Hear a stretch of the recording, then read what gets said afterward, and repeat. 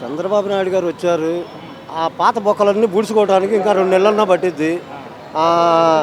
వాడు చేసినవన్నీ ఇంతకుముందు వచ్చాడు. ఇప్పుడు మా బిల్డింగ్ వర్క్లో చెప్పాలంటే ఒక కొత్త మేస్త్రి టాపీ పట్టుకోవడం వచ్చినోడు సెంటర్కి వస్తాడు టాపీ తీసుకొని. వీడికి పని మొత్తం తెలియదు, కానీ టాపీ తీసుకొని మేస్త్రి కాబట్టి వస్తాడు, కడతాడు. అది వాస్తుకు ఉండదు, బిల్డింగ్ కరెక్ట్గా ఉండదు. కట్టిన తర్వాత వీడేమీ చేసుకోలేడు. అట్టానే వీడొచ్చి కొత్తగా రాజకీయంలోకి వచ్చి 5 సంవత్సరాలు నాశనం చేశాడు రాష్ట్రాన్ని. ఇప్పుడు ఆ బొక్కలన్నీ బూడవాలంటే ఈయన కనీసం ఒక 6 నెలలన్నా టైం ఇవ్వాలి. ఆయనకి ఈ 6 నెలల్లో ఆ ఇసుక వదిలితే మా పనులుంటే హ్యాపీ గ్యారెంటీగా జరిగిద్దని మేము అనుకుంటున్నాం. అన్నాడు, ఇసుక వదిలాడు. అది వదిలేటప్పటికి తోలించుకునే వాళ్ళ దగ్గర డబ్బులు ఉండాలా. ఆషాఢ మాసం ఒకటి వచ్చింది, ఇది వెళ్ళిపోవాలి.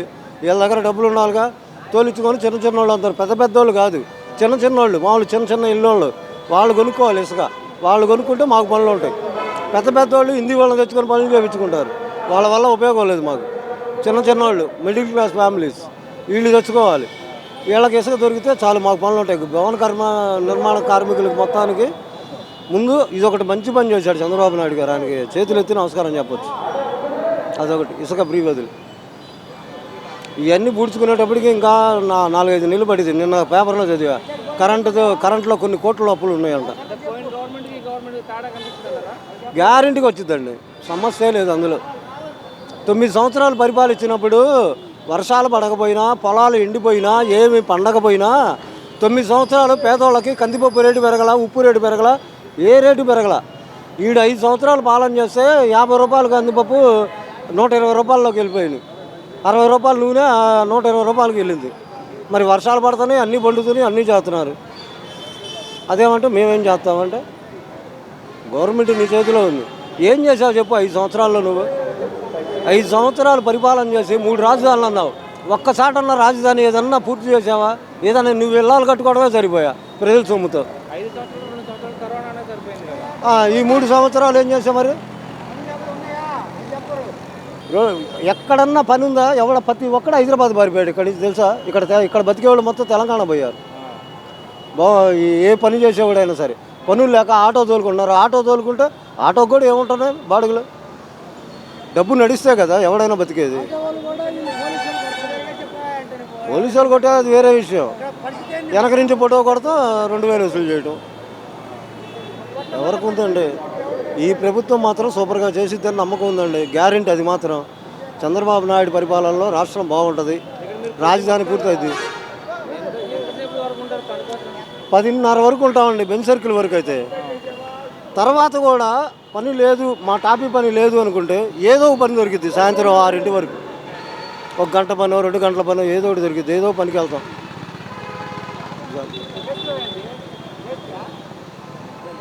చంద్రబాబు గారు ఇసుక అంటే వదిలేనరు.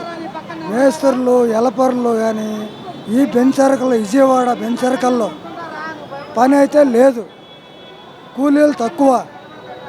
రెండోది వచ్చేసి బ్లేడ్ బ్యాచ్ ఎక్కువ. ఏదో 100-200 సంపాదించుకొని వస్తాం. ఆడ కూర్చున్నా కానీ వచ్చి కొట్టేది, తిట్టేది ఈ పోలీసు వాళ్ళు అసలు పట్టించుకోవడం లేదు. రెండోది వచ్చేసి మాకు ఏదైనా దయచేసి కలిపియండి. పవన్ కళ్యాణ్ గారు, మీరు కూడా చెప్పిన వాస్తవాలు చాలా ఉన్నాయి. మీరు కూడా ఏదైనా మాకు మంచి చేస్తారని మీకు గెలిపించినాం. ఇంకొకటి ఏమంటే లేబర్లకి పని లేకుండా ఉంది. ఈ ₹2 సంపాదించుకున్న బ్లేడ్ బ్యాచ్ చేస్తుంది. వాళ్ళతో వాళ్ళకేం సంబంధం? వాన వచ్చాక సచ్చాక సంబంధమా? అవి కాదన్న. ఇంకొకటి, అన్న క్యాంటీన్లు మొదలు పెడతాను నేను. అయ్యన్నా పెట్టినారంటే ఏదో పని లేని వాళ్ళు, బిచ్చిగాళ్ళు, మాలాంటి వాళ్ళమే ఏదో ₹5 ఇచ్చి ఏదో మా కాళ్ళు లేకపోయినా ఒకరిని అడుక్కొనైనా తింటాం, కడుపు నిండుకుంటాం మీ పేరు చెప్పుకొని. ఇంకొకటి ఏమంటే కొద్దిగా మాకు ఉసిక, మాకు పనులు వచ్చే మాదిరిగా ఏదన్నా కొద్ది దారి చూపించండి. అది నమస్కారం. గత ప్రభుత్వంలో మాది వైఎస్ఆర్ పార్టీయే, కాకపోతే మాకు న్యాయమేం జరగల. నా ఇల్లు తగలడిపోయి నానా బాధలు పడినా కూడా ఏమన్నా అంటే ఏం చేయాలి, ఇంట్లో సామానం లేదు, ఏం చేయాలి ఏంటని చెప్పానని అన్నారు.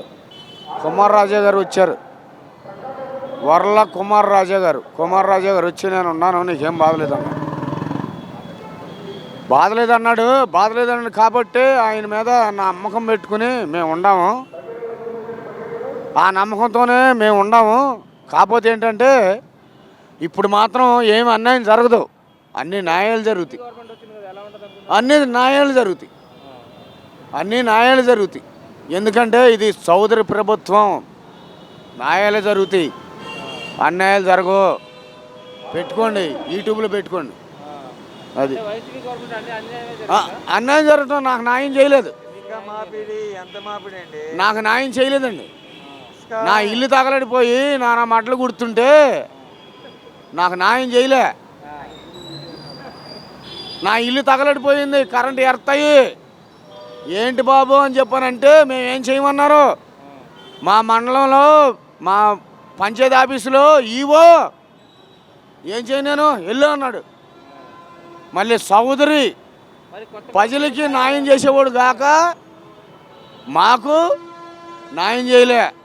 మొన్న కూడా ఆయన మీద గొడవ పెట్టుకున్నా. అడుగుతానండి. కుమారు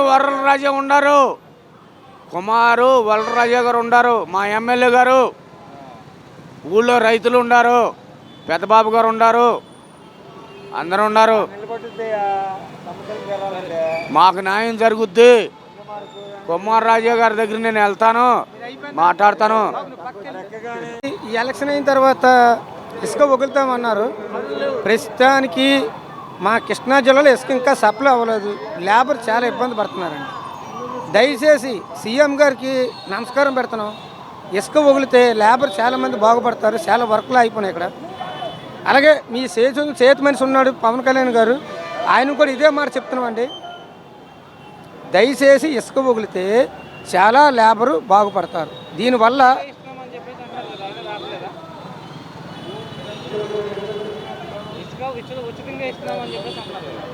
ఇసుక ఉచితం అంటే ఎలగిస్తారండి. ఉచితం ఇసుక చాలామంది కట్టేస్తారు ఇల్లు, అలాగే ఎలగెత్తారు చెప్పండి. బస్సు ఫ్రీ అన్నాడు, ఆడవాళ్ళ వరకు మగవాళ్ళ ఛాన్స్ లేదు. ఇప్పుడు ఎంతవరకు అంతా లేడీస్కేనా అంటే మగవాళ్ళకి లేదా? ఆడ మగ ఒకటే కదండి లెక్క. అయితే ఓట్లు వేసింది అందరం వేసాం. ఇప్పుడు లేడీస్కి ఇచ్చినట్టుకైతే మగవాళ్ళు ఏమైపోవాలి. మాకు కూడా కొంత న్యాయం చేయండి. లేబర్కి 10,000 వేస్తానన్నారు. మీ చాలామంది 10,000 రూపాయల కోసం బ్యాంకులో అకౌంట్ తీసుకొని ఉన్నాం. మా అకౌంట్లో 10,000 వేసినట్టుగా మీ పేరు చెప్పుకొని మా పిల్లల తల్లితో తింటాం. ఉంటా. సభకు నమస్కారం. ముఖ్యమంత్రి గారు పనులు లేవండి సార్, పనులు జరగట్లేదు. ఈ కుటుంబానికి భోజనాలు కూడా జరగట్లేదు సార్, పనులు లేవు. పని చెప్పండి. మీరు ఇసుక వదులుతామన్నారు, అది వదల్లా. 50 ఏళ్ళకి పింఛన్ ఇస్తామన్నారు, అది లేదు, ఏమీ లేదు. మరి ఏం చేయమంటారు? మరి ఎట్ట బతకాలండి? అది వదిలేడంట, రాలేదుగా, పనులు లేవు. పని ఏది? ఇసుక రాలేదు అంటున్నారు వాళ్ళు, మేతుర్లు. పనులు లేవు అని మేము చేస్తున్నాం, మేము ఖాళీగా ఉంటున్నాం. భోజనానికి కూడా జరగట్లేదండి, భోజనానికి కూడా జరగట్లేదు, అన్నానికి కూడా. బాగానే ఉంది, చేయట్లేదుగా. చేస్తానన్నాడు, చేసేది చెయ్యాలి కదా. పోయిన గవర్నమెంట్ కంటే చేస్తాను, ఎక్కువ మినిమిక్కు చేస్తానన్నాడు, ఏడ చేస్తున్నాడు? చేయమని అంటున్నా. మరి ఏడ మేము ఎట్ట బతకాలి? ప్లాట్ఫారం మీద కొనుక్కుంటున్నాం, డబ్బులు లేక, భోజనాలు డబ్బులు లేక, పనులు లేవు. వర్షాలు కుడుతున్నాయి, పనులు లేవు. మరి మేము ఎట్ట బతకాలంటే పిల్లల తల్లులకి ఇంటికి తీసుకెళ్ళాలా? మరి ఏం చేయాలి? అది సార్.